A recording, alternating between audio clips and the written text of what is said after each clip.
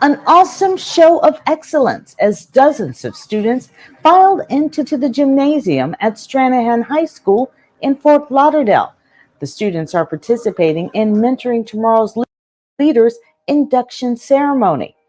The peer to peer mentoring program focuses on academic achievement, mentoring, family involvement, community support, and incentives, something these students made a commitment to achieving. Attitude and behaviors that will ensure my success. Dr. Thelma Tinney, the founder and CEO of Healing Arts Institute, will be playing an engaging role in the program through her nonprofit, which offers no cost mental health therapy primarily to youth and their families. She was invited to give the keynote at the induction ceremony. First and foremost, with family. And I'm happy to see so many families here supporting your young adults. We know that for some of you, blood family may not be able to or not available for them. And I can wholeheartedly relate to this because this was the case for me as a young adult. However, as you can see, I found a family of support in my community to aid into my success. And this is the case for all of you here tonight. You can do the same, and you've started your families, your community here with your peers. The road will not always be easy, but I promise you, if you learn to push through, learn to forgive yourself for the mistakes and failures you experience along the way, you will be happy and you will be successful. Thank you. Several students also giving thanks for the leaders and school administrators who have helped them and encouraging the students with words of inspiration. One message in particular stood out to Dr. Tenney. Good evening, everyone. High school is a monument in any child's life, the last few steps before your slide into greatness. One of the most important components to a successful high school career is health, mental health. Mental health is a person's emotional, psychological, and social well-being. It affects many aspects like how we think, feel, and act, as well as handle stress, relate to people, and make decisions. High school is a time where we make friends, some temporary and some lifelong. We learn things we've never known, see some things we might not have ever wanted to see. Most importantly, we're introduced to new stressors, like classes, exams, social situations that excite us, scare us, make us want to open the gates and walk home. But the point is that mental health is a foundation, but not just in high school, in all walks of life. Our youth, young adult years, middle ages, and even our eldest years. To participate in the upkeep of a child's mental health is to participate in the upkeep of the future. And oh, keep the future so beautiful. Good night. Dr. Tenney made sure to connect with that student after the ceremony was over and let her know she could receive volunteer hours through the nonprofit in the field of mental health, which she was very excited to hear.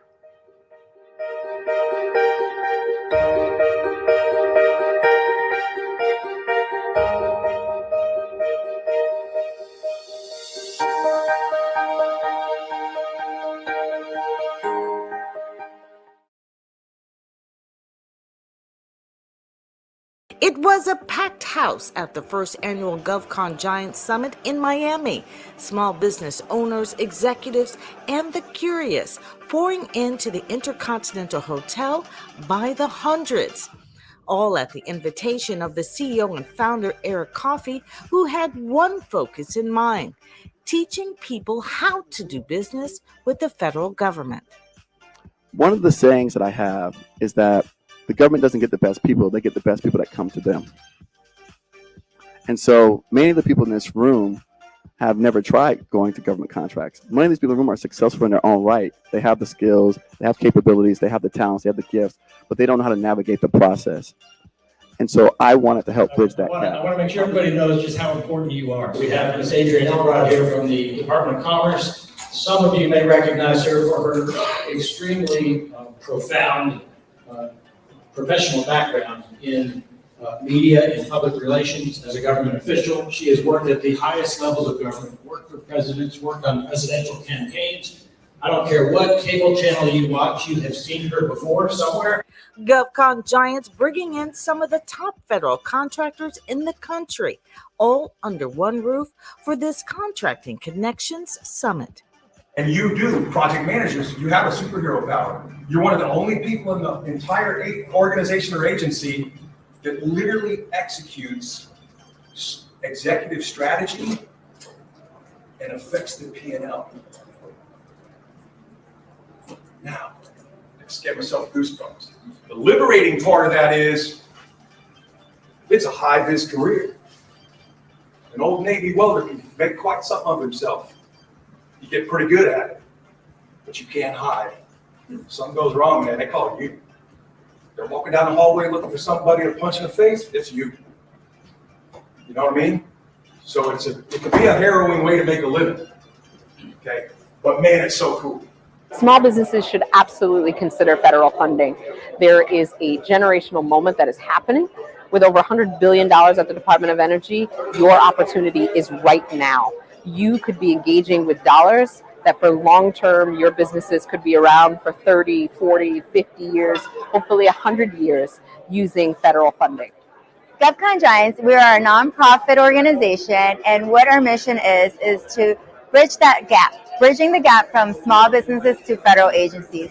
We are here to provide just education and training to all those entrepreneurs, small businesses that have ever wanted to enter or break into or even scale into the federal arena. And the way we do it is we started with a YouTube channel, simple channel that has grown from 1,000 people Christmas Day to 2017 to 35,000 subscribers. Eric Coffey launching this nonprofit after a commercial contract began to crumble. And so when I came out of that experience, I said, I want to change my philosophy. And I don't want to just work for money anymore. I want to put people first. And I want to work to help other people and then make money at the same time. I was a kindergarten teacher before I started this journey. So that story motivates others that you don't have to have your own business. You don't have to be a small business already. You could do this from wherever you are. And that's where we get our member stories, that we go from not knowing this even exists to having millions of dollars in contracts. The GovCon Giants anyone could do this approach has led thousands into the world of federal contracting. For me, I've been following Eric and Maria for about 2.5 years now. And within those 2.5 years, I didn't become a member, but like Eric always mentions, follow my content, do what you can with it, reverse engineer it. And luckily for me, I can be a test that I won my first contract with that information. The network. I mean, this is an amazing network here. I am so excited to be here. I've met some incredible individuals. So I would say that people is one of the things I would take away. Secondly, the agencies, how open and willing they are to do business, and the fact that they're able to come here to Miami and sort of work within Eric's vision. And I'm just really, really taken away today that, listen, you can do business with the government as a small business. They do want to do business with you. And this GovCon Giants community is here. I recommend it highly for anyone that has not part of the community to join the community and also come to the next summit. We've been able to train thousands of people. We've been able to interview over 200 podcast guests. And we've been able to essentially take that pain that I had, that suffering that I went through, that I endured, and I was been able to harness that into energy to give to all of you out here, and to be able to give my content relentlessly, and to know that no one's going to beat me, because my burning desire inside of me is greater than their monetary gains that they're looking for. For more information on GovCon Giants, go to govcongiants.com. That's GOVCON Giants.com. A South Florida nonprofit has been a lifeline in the Allapattah community for years for children in need of a second home. The Motivational Edge providing a place for children to get help with their schoolwork and explore their creative abilities. You may get it sketched to different proportions, slightly different on the canvas. It might even work better the way that you do, right? So see what you have in front of you and see if you could actually make it work as opposed to going over the exact thing. The impact so great for one student, he's now come full circle, becoming the center's lyrical expression teacher, and owes it all to the staff who helped him get on the right path. Where would I be if I was not at the edge? Wow, that is a good question. I would like to say that since they saved me, because as a student was not on the right path. I did not have good grades in school, and I had my mind fixated on doing whatever I wanted to do. I wanted to be here because I was one of the students where, like many others when I was here at the time, this is a home for us. So it was the place to be at school, as they like to say, the cool spot. So if you were in school and you got out, it's like, oh, so what are we doing today? It's like, yo, we going to the edge, we're gonna make music, we're gonna hang out. It was a family, it was a community here. Anytime we needed help, they were here for us. I'm ready to help at all, anytime. I curate music. I'm over the lyrical expression department, which we make music for as production, instrumentation, songwriting, even performances. And I just added personally of my own. I taught myself how to DJ so I could teach the students how to DJ and bringing that program back here. So now I'm over production, DJing, and lyrical expression. The Motivational Edge providing a stable atmosphere for children, many who come from foster care homes. Sometimes a lot of weird things come up because, when you deal with humans, weird things come up. I say, well, how are we going to solve this problem with love? Because, and when you deal with kids too, the generation before us wanted to teach hard lessons, and I think it's more important to do the right thing than to prove a point. And I like to, just lead and solve the problem with love. And I think if you just remember your purpose, remember what you're here for, and not about your current emotional feeling of whatever it is, that you should just, and it always works out when you start that way, always, every single time. You gotta know everything. How's your team feeling? How are the kids feeling? It's everything. It's a good oiled machine, Like most nonprofits, the Motivational Edge welcomes sponsors, donations, and grants, but also focuses on a social enterprise format.